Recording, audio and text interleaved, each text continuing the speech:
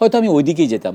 আমার যেটা সুবিধা ছিল যে আমি একটু মানে ফ্যামিলি থেকে একটু ডিটাচড পারসন ছিলাম আমার গোলে পৌঁছানোর জন্য, যার কারণে আমার ওই পিছু টানটা ছিল না। কারণ তখন তো মোবাইল টোবাইল কিছু ছিল না, যার কারণে আমার কমিউনিকেশন হয়তো অনেক কম। আমার মাকে আমি মাঝে মাঝে চিঠি লিখতাম এখানে, হ্যাঁ তখন চিঠির যুগ।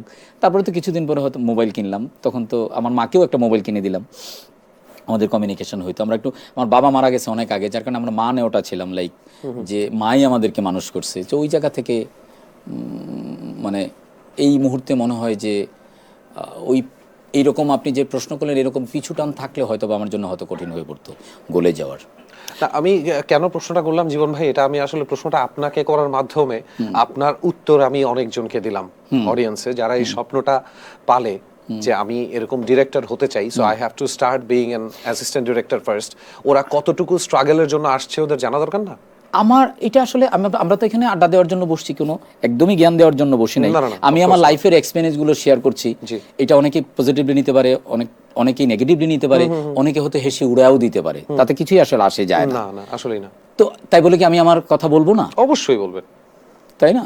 বা যেখানে বলার দরকার নাই সেখানে কি জোর করে বলবো? না, নিশ্চয়ই না। আমি এইটা বলবো, যদি আপনি যে কাজটাই করতে চান, এটা শুধু ফিল্ম মেকিং এর ক্ষেত্রে না কিংবা শুধু অ্যাক্টিং এর ক্ষেত্রে না, আপনি যে কাজটা করতে চান, যেটা আপনার সোল বলে যে আমি এটা করব এবং আমি করতে চাই, বা এইটাই আমার স্ট্রেংথ আছে, তাহলে যে কোনো সিচুয়েশন থেকে হোক আমার মনে হয় স্টার্ট করে দেওয়া উচিত এবং করে ফেলা উচিত, এবং সে পারবেও। এটা পৃথিবীর কেউ কোথাও কখনো আটকে রাখতে পারে না। এটা আমার কথা না, এটা বিভিন্ন বড় মানুষের কথা আর কি আমার মতো করে বললাম, এইটাই হয়।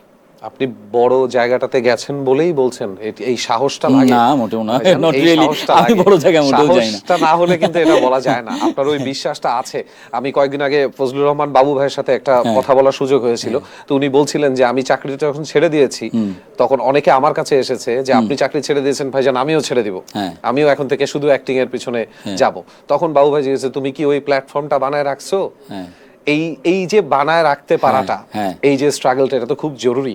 আমি অ্যাকচুয়ালি ওইটার জন্যই প্রশ্নগুলো করলাম। যাই হোক, এইখান থেকে যদি একটু বের হয়ে আসি, এবার যদি আমরা এক লাফ দেই ব্যাচেলার পয়েন্টে। হ্যাঁ, তো এখানে একটু ফান কিছু ব্যাপার আছে, আপনার চরিত্রায়নের কিছু ব্যাপার আছে। মানে এভরিবডি নোজ বোরহান, মানে সবাই চেনে তাকে। তো এই যে ডিরেক্টর ছিলেন, ডিরেক্টর হয়ে অ্যাক্টরদের কন্ট্রোল করতেন, এখন অ্যাক্টর হয়ে ডিরেক্টরের আন্ডারে কন্ট্রোল হচ্ছেন, ডিফারেন্সটা কেমন ভাইজান বলেন? কারণ অমির সাথে যদি আমার পরিচয় না থাকতো, তাহলে তো আর ও আমাকে অফারও করতো না, আচ্ছা, কাজও হইতো না। আর আজকে যে অ্যাক্টিং নিয়ে কথা বলছি, হয়তো ডিরেকশন নিয়ে কথা বলতাম অথবা বলতাম না, অ্যাক্টিং নিয়ে আর কথা হইতো না। অমির সাথে পরিচয়টা ছিল খুব মজার। আচ্ছা, এটা